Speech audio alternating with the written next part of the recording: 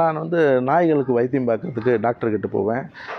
இந்த நாய்களுக்கு வைத்தியம் பார்க்குறதெல்லாம் இருக்கட்டும் பாஸ்கர், முதல்ல உனக்கு தடுப்பூசி போட்டுக்க.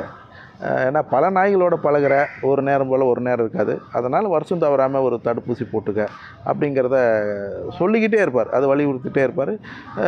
ஆனால் நான் இது வரைக்கும் போட்டுக்கல. போட்டுக்கிறதுக்கு ஒரு ரீசன் என்னென்னா, நான் 5 வயசுலேருந்து நாய்களோட பழகுறேன். பழகிறதுக்கான காரணம் வந்து என்னென்னா, பாதுகாப்பு உணர்வோடவே இருப்பேன்.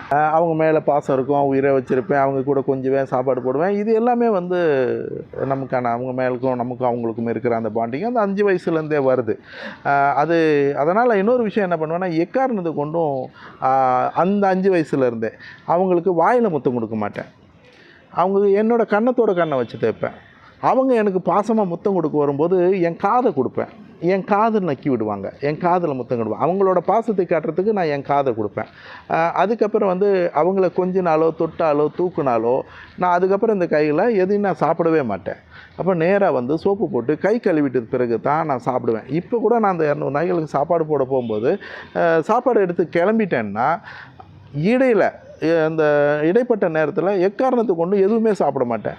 இந்த வெயில் காலங்களெல்லாம் போகும்போது நாக்கு வறண்டும், தண்ணி தாகம் வந்துடும். அந்த மாதிரி சூழ்நிலைகளில் கடையில் போயிட்டு தண்ணி வாங்கினாலோ இல்லை கூல்ட்ரிங்க்ஸ் வாங்கினாலோ அந்த கடைக்காரங்களவே திறந்து கொடுக்க சொல்லுவேன். நீங்களும் உணவளிக்க உதவலாம். Please help us to feet.